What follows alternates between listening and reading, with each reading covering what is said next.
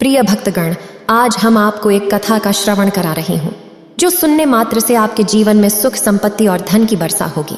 तो चलिए कथा को प्रारंभ करते हैं। श्रोताओं, एक जंगल में एक तोता और मैना ने प्रेम पूर्वक आपस में मिलकर रहा करता था। उनमें बहुत प्रेम था। एक दिन किसी विवाद के कारण तोता और मैना के बीच झगड़ा हो गया। तोता ने कहा कि इस संसार में सबसे बड़ा पापी और विश्वासघाती स्त्री है। मैना ने जवाब दिया कि इस संसार में सबसे ज्यादा पापी और विश्वासघाती पुरुष होते हैं। जब वे दोनों आपस में लड़ते रहे और अपने विवाद का निदान के लिए वे भगवान शिव के पास गए और अपनी बात बताई। शिव जी ने तोते से कहा, तुम कैसे कह सकते हो कि संसार में स्त्री पुरुषों की अपेक्षा ज्यादा पापी और विश्वासघाती हैं? अगर आप यह कहानी सुन रहे हैं तो पूरा सुनिए। इस कथा को आधा अधूरा छोड़कर जाने की गलती मत करिएगा, क्योंकि इस पवित्र कथा को पूरा सुनने से मन चाहा फल की प्राप्ति होगी। इसलिए इस कथा को पूरा सुने। आप शिव भक्त हैं तो भोलेनाथ का अनादर ना करें। तोता बोला, प्रभु, मैं आपको एक कहानी को सुनाना चाहता हूँ जिससे हम सबको यह साबित होगा कि स्त्री पुरुषों की अपेक्षा ज्यादा पापी और विश्वासघाती होती है।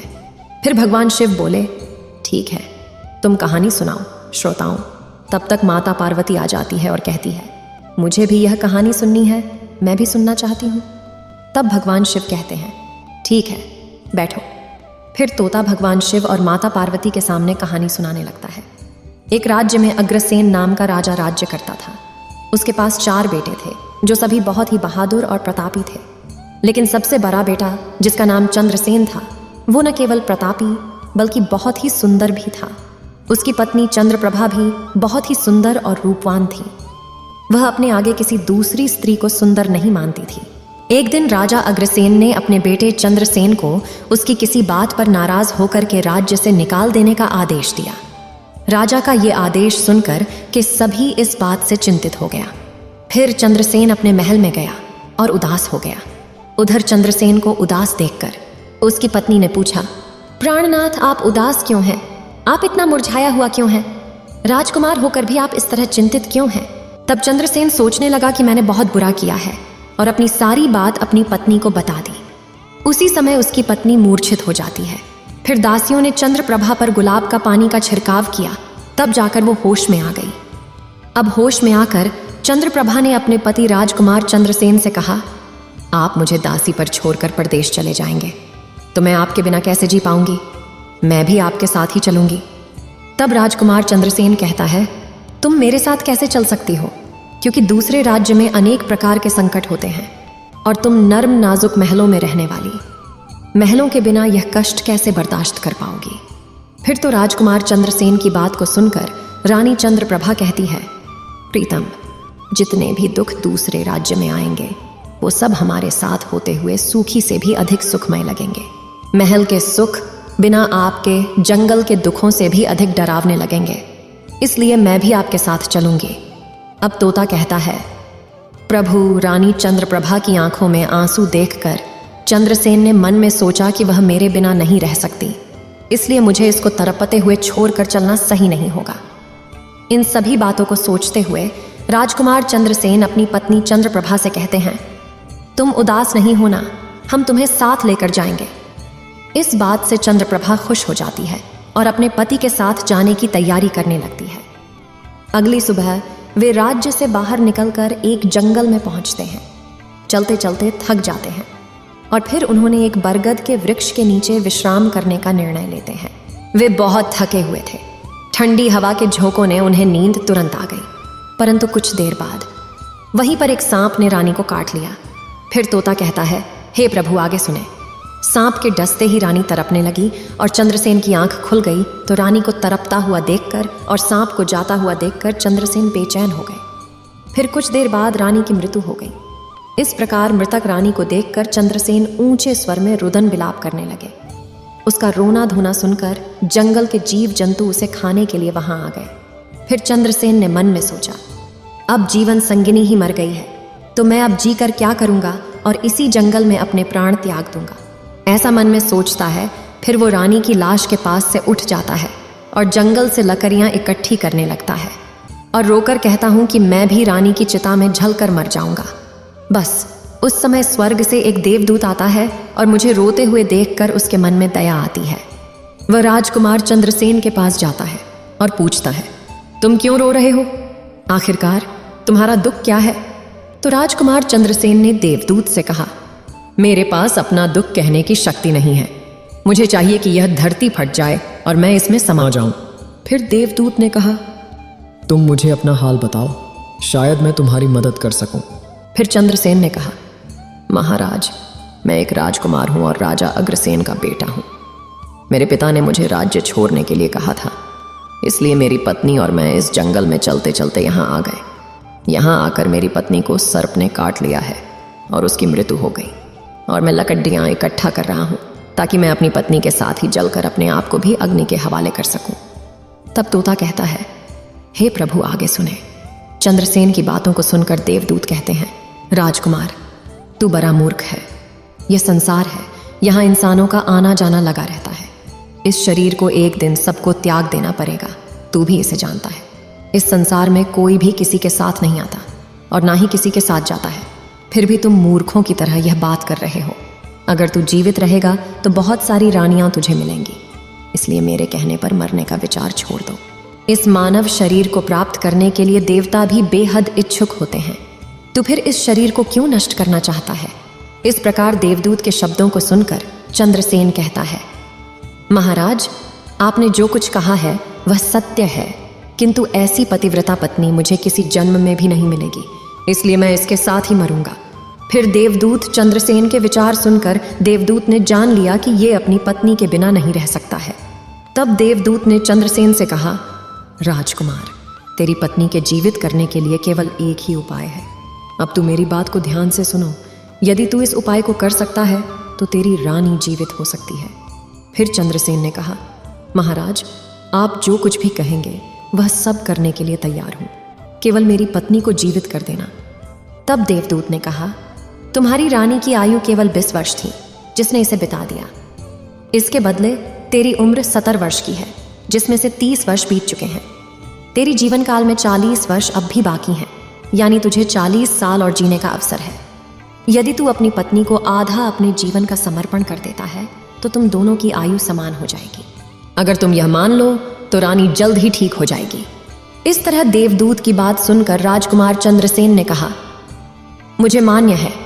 फिर देवदूत ने चंद्रसेन के हाथ में पानी दिया और 20 वर्षों तक रानी के पैरों पर पानी डालने का संकल्प लिया। अब जैसे ही चंद्रसेन ने संकल्प किया कि वह जल को रानी के पैरों पर डालेगा, देवदूत ने कह दिया, पानी को पैरों पर डालने से पहले मेरे एक बात को ध्यान से समझ लो। इसमें एक गुप्त रहस्य भी है। अभी तो तुझे रानी की आवश्यकता है, तुम पानी डालकर उसको बचा सकते हो, लेकिन भविष्य में अगर रानी की आवश्यकता नहीं पड़ती है तो तुम अपने संकल्प को वापस ले सकते हो, और जब तुम वह संकल्प वापस लेते हो तो तुम्हारी रानी को तुरंत ही मौत हो जाएगी। परंतु एक बात हमेशा याद रखना, इस संकल्प को कभी वापस न लेने की बात रानी से कहना मत, वरना तुम अपने संकल्प को वापस नहीं ला सकोगे। हमेशा याद रखना, जीवन में कुछ बातें हमेशा छिपा कर रखनी चाहिए, क्योंकि कभी कभी ये बातें काम आ सकती हैं। फिर तो ऐसा कहकर और उस रानी के सामने आकर वो देवदूत जो थे अंतर्ध्यान में चले गए। तब चंद्रसेन रानी से कहता है, आप सो गई थी, मैंने आपको नहीं जगाया? फिर चंद्रसेन कहने लगा, तुम बहुत थकी हुई थी, इसलिए मैंने तुम्हें नहीं जगाया। इस प्रकार राजकुमार चंद्रसेन ने अपनी रानी से सारी बातें छिपा दी कि सर्प ने तुम्हें काट लिया था और तुम मर गई थी। मैंने तुम्हें फिर जीवित कैसे किया है, ये सब राजकुमार ने अपनी पत्नी से छिपा लिया। फिर तोता बोला, प्रभु, फिर वो दोनों आगे बढ़ गए। कई दिनों बाद उन्होंने एक बहुत ही सुंदर स्थान देखा। वहां पर एक फकीर की कुटिया थी। जब वे वहां पहुंचे तो उन्होंने देखा कि एक सुंदर युवक फकीर हुक्का पी रहा था। वे दोनों बहुत ही थके हुए थे, इसलिए वे फकीर के पास बैठ गए। उस समय राजकुमार ने रानी से कहा, रानी, हमें प्यास लगी है, हम कुएं पर जाकर पानी पी आते हैं। अगर तुम भी प्यासी हो तो तुम्हारे लिए भी पानी ले आते हैं। तब राजकुमार की बात को सुनकर रानी ने कहा, मुझे तो प्यास नहीं लगी है, आप जाइए, पानी पिए, फिर वापस आइए। इसके बाद रानी की जवाब सुनकर राजकुमार चंद्रसेन एक लंबी रस्सी लेकर कुएं की ओर जा रहे हैं। चंद्रसेन पानी पीने पहुंचे तो राजकुमारी चंद्रप्रभा उस फकीर की ओर देख रही हैं। चंद्रप्रभा फकीर की सुंदरता को देखकर उस पर मोहित हो गई, अर्थात वह उसको दिल दे बैठी थी। अब वह फकीर से कह रही हैं, फकीर साहब, आप यहाँ बहुत खुशी से रहते हैं। फकीर ने कहा, तुम भी मेरे साथ रह सकती हो, लेकिन तुम्हारे पति भी साथ में हैं, तो कैसे तुमको रख सकते हैं? इसके बाद राजकुमारी चंद्रप्रभा ने फकीर के सामने अपनी प्रेम लीला प्रकट की तो फकीर ने कहा, मैं एक उपाय बताता हूँ। तुम अपने पति को जिस कुएं में पानी पीने गया है, तुम उसी कुएं में धकेल देना, फिर जो होगा हम देख लेंगे। फिर तो फकीर की बात सुन करके चंद्रप्रभा ने कहा, ठीक है, मैं ऐसा ही करूंगी। अब इतनी ही देर में राजकुमार चंद्रसेन पानी पीकर रानी के पास आया तो रानी कहने लगी, मुझे भी अब प्यास लग रही है, कुएं पर वापस चल करके मुझे भी पानी पिलाओ। तो राजकुमार चंद्रसेन बोला, मैंने तुमसे पहले ही पूछा था और तुमने मना कर दिया था। खैर, अगर तुमको प्यास लगी है तो मैं अभी पानी लेकर आता हूँ। तब चंद्रसेन पानी लेने चला तो रानी भी उसके साथ चल दी और कहने लगी, मैं भी तुम्हारे साथ चलती हूँ। बेचारा चंद्रसेन तो उसके प्रेम में पागल था। उसको क्या मालूम था कि ये मेरे प्राण लेने के लिए मेरे साथ आ रही है। श्रोताओं, वास्तव में विद्वान सच कहते हैं कि स्त्रियों के चरित्र को देवता भी नहीं जान सकते। मानव क्या चीज होता है, उनके जाल में अच्छे बुद्धिमान भी फंस जाते हैं। जब राजकुमार चंद्रसेन कुएं पर जाकर पानी भरने के लिए डोल भरता है तो रानी ने अपने पति यानी राजकुमार चंद्रसेन को धक्का देकर कुएं में गिरा देती है और खुद फकीर के पास चली जाती है। वह फकीर रानी को अपने साथ ले जाकर एक राज्य में बस जाता है।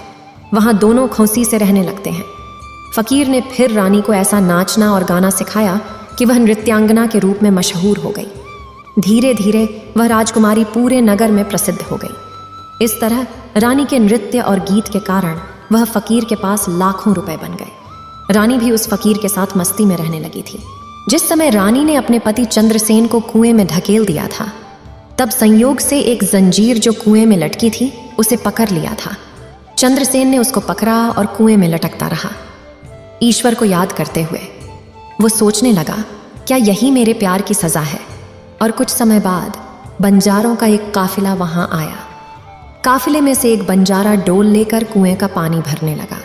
जब उसने पानी में डोल डाला तब चंद्रसेन ने उसका डोल हाथ से पकड़ लिया। बंजारा यह देखकर चौंक गया और पूछा, तुम कौन हो? राजकुमार चंद्रसेन ने कहा, भाई, मैं आफत का मारा हुआ हूं, मुझे यहां से निकालो और मेरी जान बचाओ। मैं सारी जिंदगी आपके उपकार को नहीं भूलूंगा। और ऐसा कह करके राजकुमार बंजारे से प्रार्थना करने लगा। फिर तो राजकुमार चंद्रसेन के दुख को देखकर कि उस बंजारे को उस पर दया आ गई और उसने चंद्रसेन को कुएं से बाहर निकाल लिया और फिर पूछा, ये भाई, तुम कौन हो? तुम इस कुएं में कैसे गिरे? तुम मुझे अपना हाल बताओ। तब चंद्रसेन ने कहा, भाई, मैं अपना हाल आपसे कैसे कहूँ? जो मुश्किलें मेरे साथ हुई हैं, भगवान ना करे किसी के साथ ऐसा हो। फिर चंद्रसेन ने कहा, यदि तुम मुझसे जानना ही चाहते हो तो मैं आपको अपनी कहानी सुनाता हूँ। मैं एक राजकुमार हूँ। मेरे पिता ने मुझे राज्य से निकाल दिया था, इसलिए मैं अपनी प्रिय पत्नी के साथ एक जंगल में पहुँच गया। मेरी पत्नी और मैं एक दूसरे से बहुत प्यार करते थे। जंगल में एक सांप ने मेरी पत्नी को काट लिया, जिससे उसकी मृत्यु हो गई।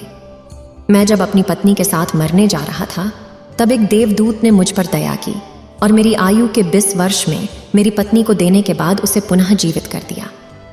फिर हम उस जंगल से आगे बढ़े।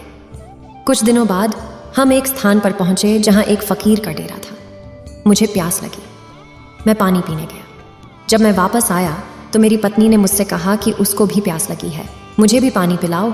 और इसी तरह कहकर मेरी पत्नी मेरे साथ उस कुएं पर आ गई। मैं कुएं से पानी निकाल रहा था तो उसने मुझे पीछे से धक्का दिया। कुएं में लटकी हुई एक जंजीर मेरे हाथ में आ गई, जिससे मैं कुएं में गिरने से बच गया।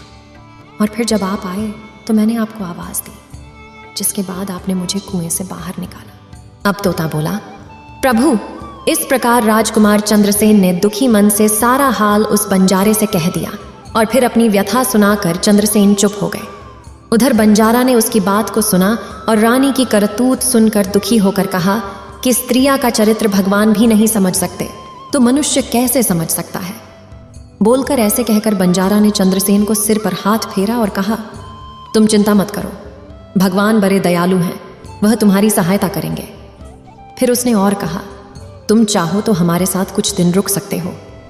राजकुमार चंद्रसेन ने उन बंजारों के साथ रहने को सहमत हो गया। फिर उनकी सहायता से वह कुछ दिनों बाद उसी राज्य में पहुंचा जहां उसकी पत्नी चंद्रप्रभा और वह फकीर रह रहे थे। उस राज्य को देखकर वह बंजारे से कहा, भाई, मेरी इच्छा है कि तुम कुछ दिन इस राज्य में रहते हैं। तब बंजारे ने कहा, आप जैसे चाहें, मुझे कोई आपत्ति नहीं है। फिर राजकुमार चंद्रसेन, जो बंजारे से विदा होकर राज्य में आया, काम की तलाश में घूमने लगे। कुछ दिनों बाद राजकुमार की मेहनत परिश्रम देखकर उसे एक बड़े व्यापारी ने अपने पास नौकरी पर रख लिया। इस तरह राजकुमार चंद्रसेन ने उस व्यापारी के पास रहना शुरू किया और बड़ी मेहनत और प्यार से अपने कर्तव्यों का निर्वाह करना शुरू किया। यह देखकर उस व्यापारी ने चंद्रसेन को बड़ा सम्मान दिया और उसे अपने यहाँ का मुनीब बना लिया। और इस तरीके से राजकुमार चंद्रसेन के दिन बड़ी खुशी खुशी गुजरने लगे। अब एक दिन नगर के राजा के यहाँ चंद्रप्रभा के नृत्य का आयोजन हुआ। राजा ने उस शहर के सभी बड़े व्यापारी और सेठों को अपने यहाँ नृत्य देखने के लिए आमंत्रित किया। जब राजकुमारी चंद्रप्रभा का नृत्य होने वाला था, शहर के सभी व्यापारी और सेठ साहूकार राजा के यहाँ पहुंच गए। चंद्रसेन, जो रानी के नृत्य और गायन की प्रशंसा सुनता था, उसने भी सोचा कि मुझे इस नृत्य को देखना चाहिए। उसने भी राजा के दरबार में सेठ के साथ यहाँ पहुंच गया। रानी ने अप्सरा के समान नृत्य किया और उनकी सुरीली आवाज में कई सुंदर रागों को प्रस्तुत किया। उनके गाने को सुनकर महफिल के सभी लोग आश्चर्य में आ गए और सभी बहुत सारे इनाम दिए। इसके साथ ही राजा से लेकर प्रजा तक सभी ने उन्हें प्रशंसा की। राजकुमार चंद्रसेन ने अपने हाथ की अंगूठी उठाई जिसमें हीरा जरा हुआ था और फिर वह उसे उतारकर रानी चंद्रप्रभा को भेंट कर दी। इसके बाद रानी चंद्रप्रभा ने अंगूठी को पहचान लिया और मन ही मन में कहने लगी, यह तो बहुत बड़ा आश्चर्य हो गया। मेरा पति जिंदा है और यहाँ पहुंच गए हैं। अब वह मुझे छोड़ेगा नहीं, इसलिए मुझे कुछ ऐसा करना चाहिए जिससे वह मारा जा सके। उसने मन में सोचा, अब मैं यहाँ के राजा को एक सुरीली गाना और नृत्य सुनाऊंगी जिससे वह खुश होकर मुझे कुछ मांगने के लिए बोलेंगे। तब मैं राजा के आदेश से उन्हें मारवा दूंगी। इसके बाद राजकुमारी चंद्रप्रभा ने एक सुरीली गाना और नृत्य को सुनाई। रानी की इस बसंत की बहार को सुनकर राजा खुश हुआ। वह चंद्रप्रभा को वो बोले, मैं तुम पर बहुत खुश हूं, तुम मुझसे क्या मांगती हो? तब राजकुमारी ने कहा, अगर आप मुझसे प्रसन्न हैं तो सबसे पहले मुझे वचन दीजिए और फिर जो कुछ मैं मांगूंगी वह आप मुझे वही देंगे। फिर चंद्रप्रभा ने कहा, इस सभा में मेरे एक चोर है, कृपया उसे फांसी की सजा दें। राजा ने कहा, तुम उस चोर को मेरे सामने लाओ। रानी ने उसका हाथ पकड़ा और उसे राजा के सामने ले गई। राजा ने अपने सैनिकों को आदेश दिया कि उस चोर को जल्लादों के पास ले जाओ और उसे चोर को फांसी पर चढ़ा दो। इसी बीच चंद्रसेन का सेठ भी वहां पहुंचा। वो डरकर चंद्रसेन के पास गया और पूछा, तुमने क्या चुराया इस नर्तकी का जिसके कारण वह तुझे मारना चाहती है? चंद्रसेन ने अपने मालिक से कहा, मालिक, मैंने कुछ नहीं चुराया है, बस आप इस राजा को केवल यह बता दो कि वह मेरी 2 बातें सुन ले, इससे मेरी जान बच सकेगी। अब चंद्रसेन का मालिक इसे सुनकर अपने साथी व्यापारियों और साहूकारों के पास गया और सभी ने मिलकर मशवरा किया। उन्होंने कहा, मित्रों, या तो राजा न्याय करें या हम सभी इस शहर को छोड़कर कहीं और चले जाएंगे। और इस प्रकार सभी व्यापारी राजा के पास गए और कहने लगे, राजा साहब, हमारा मुनीब निर्दोषी है, उसे मार देने की आपका आदेश है। वह कह रहा है कि वह अपनी 2 बातें आपको कहना चाहता है। फिर भी आपको लगे कि उसने अपराध किया है तो उसे फांसी दे देंगे, लेकिन मेरे मरने से पहले राजा केवल मेरी 2 बातों को जरूर सुने। फिर राजा ने व्यापारियों की बात सुनकर कहा, ठीक है, मुनीब को बुलाओ। चंद्रसेन को लेकर राजा के सामने लाया गया और राजा ने कहा, तुम जो कुछ कहना चाहते हो वो मेरे सामने कहो। तब राजकुमार चंद्रसेन ने कहा, महाराज, मैंने क्या दोष किया है जिसके कारण आपने मेरी हत्या का आदेश दे दिया है? फिर उसकी बात को सुनकर राजा ने कहा, तू इस नर्तकी का चोर है। तो चंद्रसेन ने कहा, नहीं महाराज, मैं इस उल्टा स्त्री का पति हूं जिसने कुएं में धकेल कर एक फकीर के साथ चली आई है। राजकुमारी चंद्रप्रभा ने समझ लिया कि बात बिगड़ रही है। तब राजा से कहती है, महाराज, मैं कुलटा हूं, यह झूठ बोल रहा है। ये कौन है? मैं इसे जानता तक नहीं, ये तो मेरा चोर है, मैं सिर्फ इतना ही जानती हूं। फिर राजकुमार चंद्रसेन ने कहा, महाराज, ठीक है, अगर यह मेरी पत्नी नहीं है तो वो सब कुछ जो मैंने रास्ते में छोड़ा था वह मेरी अमानत के रूप में वापस कर दें। फिर चंद्रसेन रानी की ओर देखे राजकुमार ने अपनी अमानत को लौटाने की बात की तो राजकुमारी चंद्रप्रभा ने इसे स्वीकार कर लिया। तब चंद्रसेन ने कहा, अच्छा, अब तुम अपने हाथों में पानी लो, हमारा न्याय इसी सभा में होगा। पानी लेकर वह जमीन पर रखा और कहा, वह वस्तु जो मेरे पास रास्ते में दी गई थी मैं अब वापस कर रहा हूं। रानी ने भी पानी लिया और कहा, जो वस्तु इसने मुझे रास्ते में दी थी मैं अब वापस कर रही हूं। जैसे ही वह अपने हाथों का पानी छोड़ा, रानी के प्राण छूट गए। यह दृश्य देखकर वहां के लोग हैरान रह गए। तो राजा ने यह देख चिंतित होकर चंद्रसेन से कहा, यह क्या हो गया, बताओ मुझे सच्चाई। तब राजकुमार चंद्रसेन ने अपनी कहानी शुरू की, अपने जीवन की सब घटनाओं को खुलकर बताते हुए उसके देश निकाले जाने से लेकर अब तक के सभी घटनाओं को सुनाया। राजा ने सब कुछ सुनकर चंद्रसेन को अपने गले लगा लिया और अपनी बेटी की शादी चंद्रसेन के साथ कर दी। तोता ने कहा, प्रभु, मैंने इस कहानी को सुना है। मैं भी स्त्रियों से घृणा करता हूँ और मैं यह कह सकता हूँ कि इस संसार में स्त्रियां पुरुषों से अधिक पापी और विश्वासघाती होती हैं। अब श्रोताओं, एक बार तोते ने भगवान शिव और पार्वती को एक कहानी से यह बताया कि स्त्री पुरुषों की तुलना में अधिक पापी और विश्वासघाती होती हैं। तो सभी ने इसे सुनकर हैरानी में डाल दिया। पार्वती ने कहा, प्रभु, मुझे लगता है कि तोते सच कह रहा है। स्त्री तो सभी में से केवल एक दो ही बिना नैतिक मूल्यों और ईमानदारी के हो सकती है, परंतु पुरुषों में भी ऐसे कुछ हैं जो पापी और विश्वासघाती हो सकते हैं। फिर भगवान शिव ने पूछा, ठीक है, तो मैना तुम कैसे सिद्ध करोगी यह बात? मैं भी एक कहानी सुनाती हूँ जिससे स्पष्ट होगा कि स्त्री की तुलना में पुरुष अधिक पापी और विश्वासघाती होते हैं। फिर माता पार्वती कहना शुरू किया, प्रभु, एक गांव में एक परिवार रहता था जो बहुत ही धनवान था और उस धनवान यानी सेठ का बेटा एक अद्भुत प्रकार का व्यक्ति था। सेठ का बेटा इतना जुआरी था कि सेठ उसके बारे में सोचते सोचते परेशान रहता था। एक दिन उनका बेटा जुआ खेल रहा था। उसी दिन उसके पिता का निधन हो गया। फिर भी वह जुआ खेलना बंद नहीं किया, लेकिन पिता की मृत्यु के बाद वह खुल के जुआ खेलने लगा और सब कुछ हार गया। फिर वह अपने गांव से दूर चला गया और एक सेठ के घर पहुंचा और सेठ से बोला, मुझे बहुत तेज प्यास लगी है, मुझे एक ग्लास पानी मिलेगा? तो सेठ ने उस युवा से पूछा कि तुम कौन हो, क्या करते हो और कहाँ से आए हो? जिसके उत्तर में उस युवा ने कहा, मैं एक व्यापारी हूँ और यहाँ से जा रहा था, तो सोचा कि पानी पीकर चला जाऊं। तब सेठ ने पूछा कि तुम कौन व्यापार करते हो? तब युवा कहता है, व्यापार करते समय मेरे सामान समुद्र में गिर गया, इसलिए यदि आप मेरी कुछ मदद कर दें तो अच्छा होगा। फिर सेठ ने लड़के की बात सुनी और फिर उसकी बातों के जाल में फंस गया और कहने लगे कि बेटा, तुम तो ठीक हो और कुछ कमा भी लेते हो, तो क्या मेरी बेटी से शादी करोगे? अब तो ये बात सुनकर युवा खुश हो जाता है और शादी के लिए हाँ कह देता है, जिसके बाद दोनों का विवाह हो जाता है। प्रभु, इस प्रकार सेठ अपनी बेटी को धन के साथ विदा कर देते हैं। उधर युवा लड़का को तो बस केवल धन के लिए विवाह करना था, तो उसने वो भी कर लिया। अब विवाह के बाद जब युवा सेठ की लड़की को साथ लेकर जा रहे थे तो एक जंगल आ गया। वहां पर युवा लड़का अपनी पत्नी से बोला, देखो, हम अभी जंगल में हैं, यहाँ कोई चोर हमारे गहनों को चुरा सकता है, इसलिए आप अपने सभी गहनों को मुझे दे दें ताकि हम सुरक्षित रह सकें। युवा की पत्नी ने अपने पति पर भरोसा किया और अपने सभी गहनों को उन्हें सौंप दिया। और क्यों ना करें, क्योंकि वह उनके पति थे। उसके बाद युवा ने अपनी पत्नी के गहनों को एक पारदर्शी बंधने में बांध लिया और फिर वे जंगल में आराम से ठहरे।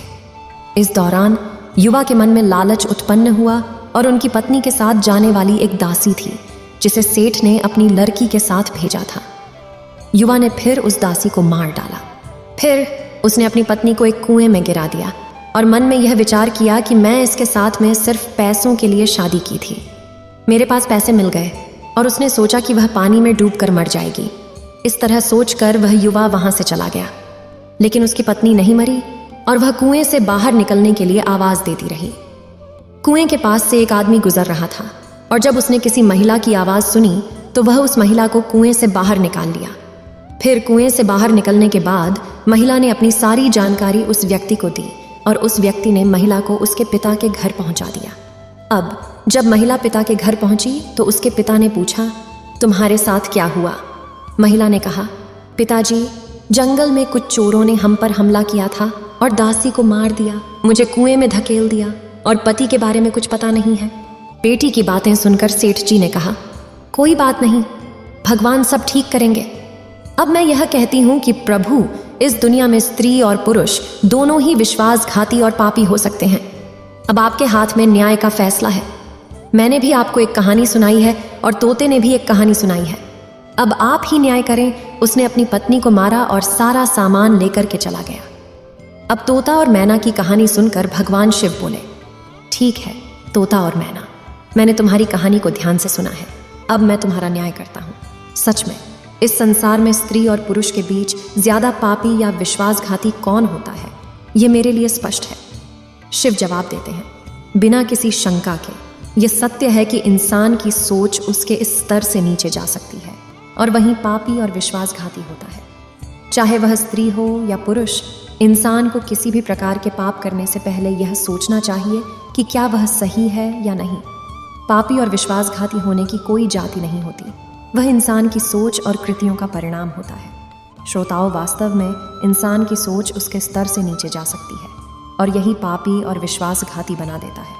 इस वीडियो को बोलते समय कोई त्रुटि हो तो मैं क्षमा चाहती हूँ।